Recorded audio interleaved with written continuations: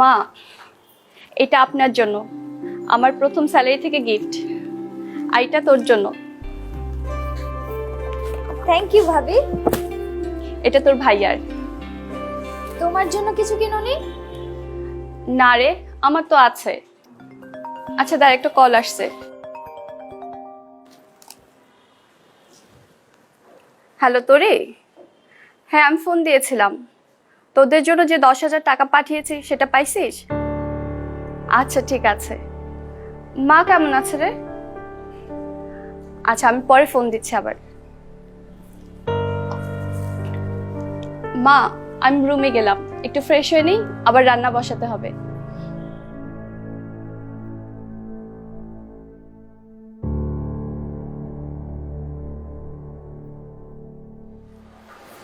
দেখেছিস, বেতনটা পাওয়ার সাথে সাথে বাবার বাড়িতে টাকা পাঠাই দিচ্ছে আর আমগুলোকে একটা গিফট ধরাই দিচ্ছে, সান্ত্বনা পুরস্কার।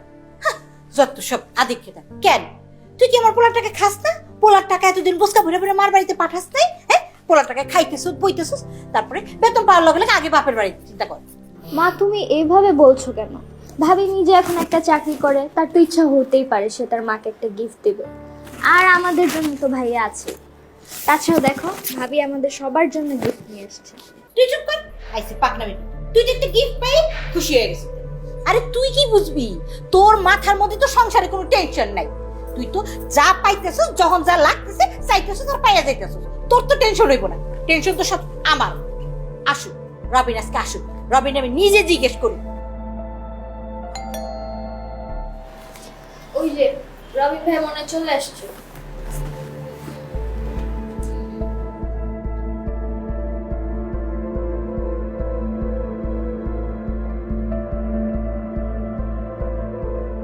ভাইয়া, মা জানি তোমাকে কি জিজ্ঞেস করো।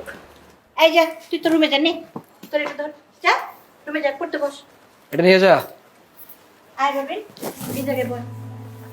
বস, তোর সাথে একটু কথা বলি। বলো মা। আচ্ছা রবিন, বৌমার চাকরি করার কোনো দরকার আছে বল? তুই তো ভালো টাকা ইনকাম করিস, তুই যা বেতন পাস সেই বেতনে তো আমাদের সংসার, তো শ্বশুর বাড়ির সংসার, দুটো সংসার ভাইসা যায়। শুধু শুধু বৌমার দরকার আছে বাইরে যায় চাকরি বাকরি করার? হ্যাঁ, আর মেয়ে মানুষ হচ্ছে ঘরের লক্ষ্মী, মেয়ে মানুষ ঘরে থাকবো, মেয়ে মানুষের কোনো চাকরি বাকরি দরকার আছে? মা, চাকরি করলে সমস্যাটা কি? সমস্যা কোথায়? সমস্যা কোথায় এটা তো এখন তুই বুঝবি না, যখন সমস্যা হইব তখন টের পাবি। এই যে আমিও তো আগেকার দিনের মেট্রিক পাস, তোর বাবাই কি আমার চাকরি করতে দিছে? দেয় নাই। তোর বাবার ইনকামে আমি পুরো সংসারটা গুছাইছি। আর আমিও যদি তোর বাপের লগে লগে চাকরি করতে যেতাম, সংসার গুছাইতো কে ক? এরকম বৌমাও যদি চাকরি করতে জায়গা তোর লগে লগে, তাহলে তোর সংসার গুছাইবো কে? তোর সংসার গুছাইতে হইব না, নাহলে তোর সংসার গুছানোই হইব না। তাই কইতেছিলাম, বৌমারে চাকরি করতে দিস না, বৌমারে চাকরিটা সারায় ফেলা। হ্যাঁ, চাকরি করানোর কোনো দরকার নাই। মা, এইসব দিয়ে পরে কথা বলি, খুব টায়ার্ড লাগতেছে মা। এখন পরে কথা বলবো না, যাই। এখন আমার সাথে কথা বলতে তুই টায়ার্ড হয়ে যাবি, আর অন্য অন্য মানুষের সাথে যখন কথা বলস, মানুষের ডাক্তারখানায় নিয়ে যাস, দেশের থেকে গ্রাম থেকে ঢাকার মধ্যে নিয়ে আসিস, তখন তো টায়ার্ড হস না। যত জ্বালা আমার, মার সাথে কথা বলতে কিন্তু সব পোলাপান টায়ার্ড হয়ে যায়। শ্বশুরবাড়ির লোকজনের সাথে, শাশুড়ির সাথে কথা বলতে কখন টায়ার্ড।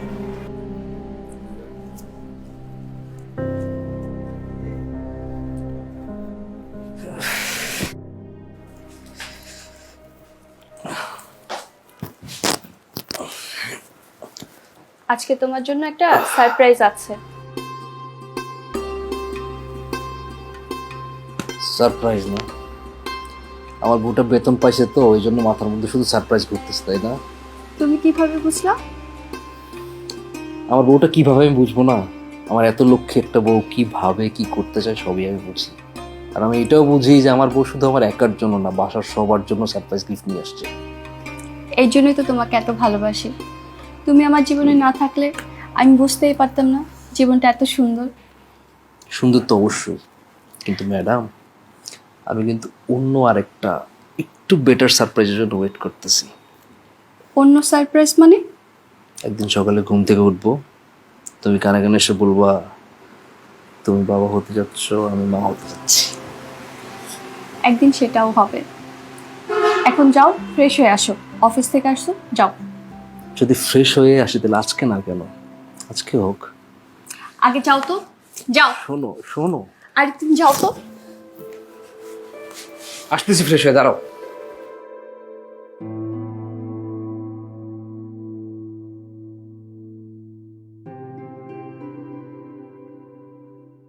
মা, ডাকছো?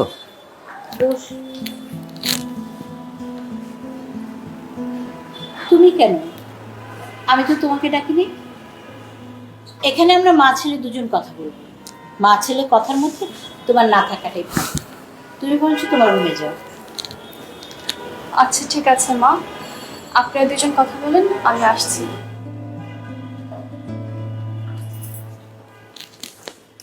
কি হয়েছে মা? আমি কিন্তু তোর বউর এগুলি সহ্য করব না। কি করেছে ও? কি করছে আবার তুই আমাকে জিজ্ঞেস করতেছিস?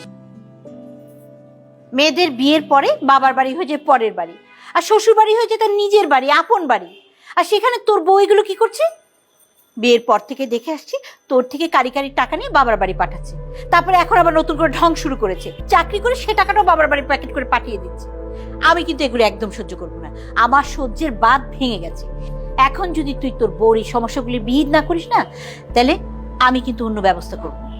মা, ও তো চাকরিতে জয়েন করার পর থেকে আমার থেকে 1 টাকাও নিচ্ছে না। আর কেউ যদি নিজের চাকরি করে নিজের বাবা মাকে হেল্প করে, এতে তো আমি দোষের কিছু দেখছি না। তোর চোখে তো তোর বউর দোষ কোনোদিনই ধরা পড়বে না। আমি তো এটা বলতেছি না, আমি বলতেছি যে মেয়ে বিয়ের পরে তার বাবার সংসার টানে, বাবার সংসার ছাড়া আর কিছু বোঝে না, সেই মেয়েকে দিয়ে আর যাই হোক না কেন কোনোদিন সংসার হয় না। আশ্চর্য মা, একটা মানুষ যদি নিজের বাবা মা টেক কেয়ার করে, তাদের সংসার না হওয়ার সম্পর্ক কি? আমি তো এটা একদমই ক্লিয়ার না, একটু বুঝায় বলো আমাকে। বাবারে, তুই আমার একমাত্র ছেলে। তোর বাবা মারা যাবার পর অনেক কষ্ট করে তোকে আমি লেখাপড়া শিখিয়ে এই পর্যন্ত এনেছি।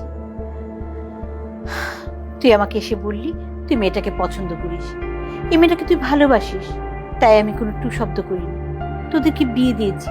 কিন্তু তুই এটাও ভালো করে জানিস যে প্রেম ভালোবাসার বিয়ে আমি কখনোই পছন্দ করি না। কিন্তু কিন্তু এখন তো আমি তোকে নিয়ে চিন্তিত। তোর বউ, তোর সংসারে বিন্দু মাত্র মনোযোগ নেই, সমস্ত মনোযোগ তার বাবার বাড়িতে।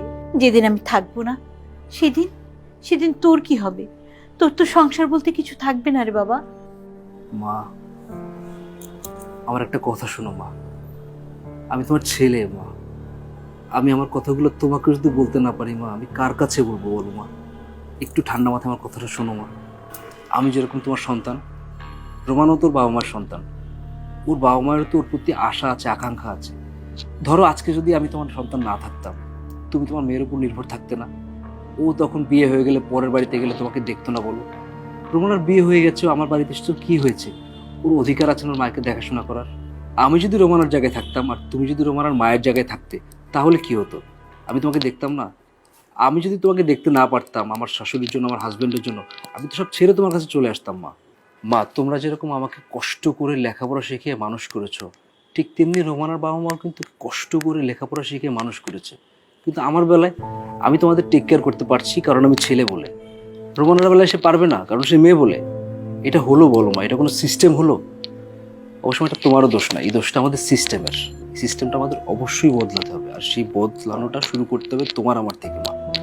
তুমি কি জানো যে রোমানা চাকরিতে যাওয়ার আগে আমার উপরে 2টো পরিবারের দায়িত্ব ছিল? আমি একা 2টো পরিবারের বোঝা টেনে নিয়ে যেতাম।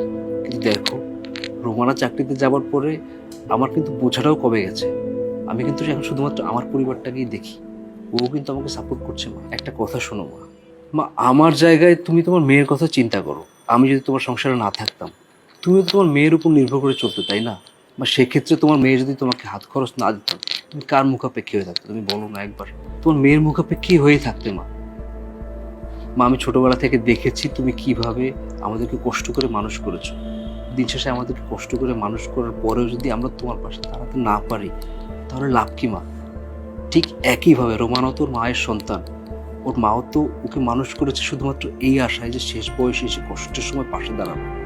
সেটা কি তার অন্যায় মা বলো? ও তো সেটুকুই করছে মা। আমি দেখেছি আমার বাবা তোমাকে কতটা সম্মান করেছে, একই সঙ্গে তার মাকেও কতটা সম্মান করেছে। আমি তো সেই বাবার সন্তান মা। আমি কিভাবে সেই বাবার সন্তান হয়ে আমার মাকে রেখে বউকে ম্যানেজ করে চলি? আবার আমি কিভাবে সেই বাবার সন্তান হয়ে আমার বউকে রেখে মাকে ম্যানেজ করে চলি। আমি তোমাদেরকে দুজনকে নিয়ে চলতে চাই মা। আমার কথাটা একটু ভেবে দেখো মা, প্লিজ।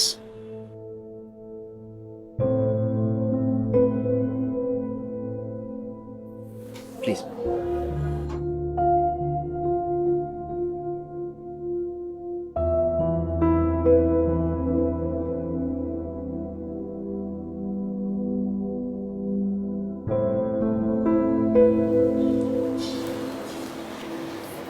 মা,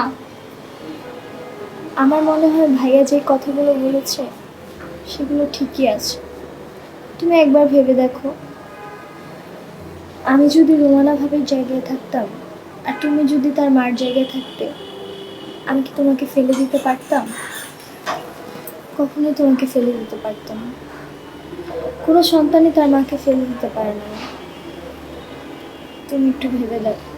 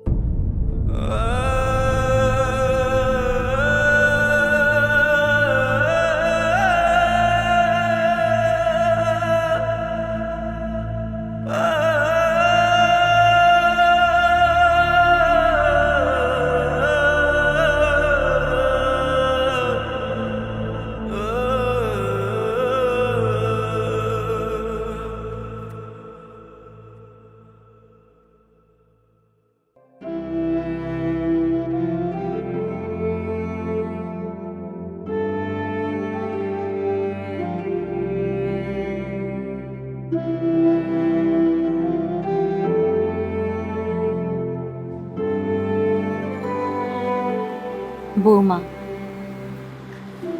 আমি তোমার শুধুই ভুল বুঝছি। আমি আমার মনের অজান্তে তোমার অনেক উল্টাপাল্টা কথা বলছি। তুমি আমারে মাফ করে দিও। ছি ছি মা, এসব আপনি কি বলছেন? আপনি আমার গুরুজন, আমার মা। আসলে আমি তোমার মায়ের কষ্টটা বুঝতে পারি নাই। আমি একজন মা হইয়া একজন মায়ের মনের কষ্টটা বুঝতে পারি নাই। আমারই ভুল। বিশ্বাস করো মা, তুমি আর রবিন যখন অফিসে চলে যাও না, তখন এত বড় একটা বাড়ির মধ্যে আমার একলা একলা জানি কেমন লাগে, অনেক ভয় হয়, একটু মন টিকে না। আর মা, আমি তোমার একটা কথা কই, তুমি তোমার মায়েরই ঢাকায় নিয়ে আসো না। শুনো, রবিন আছে না, রবিন রে কই বাস কাইলি ঢাকার মধ্যে বড় একটা বাসা নিতে। তোমার আম্মারে নিয়ে আইবা, আর তোমার ছোট বোনটা যে তারে নিয়ে আসবা। আমরা সবাই মিলে এক বাসায় থাকবো। তুমি আর রবিন চাকরি করবা, আর বিআইন আর আমি মিল্লা গল্প গুজব করবো। তখন আর আমার একলা একলা লাগবো না, আমার দিন পার হয়ে যাব।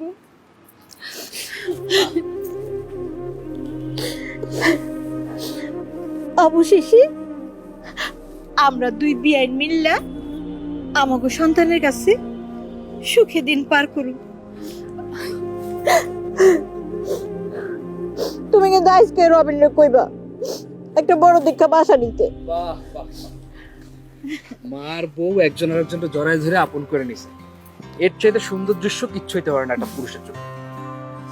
শুন রবিন, এই সুন্দর মন্দর কইলে হইব না, কিন্তু তোরে ঢাকা একটা বড় বাসা নিতে হবে।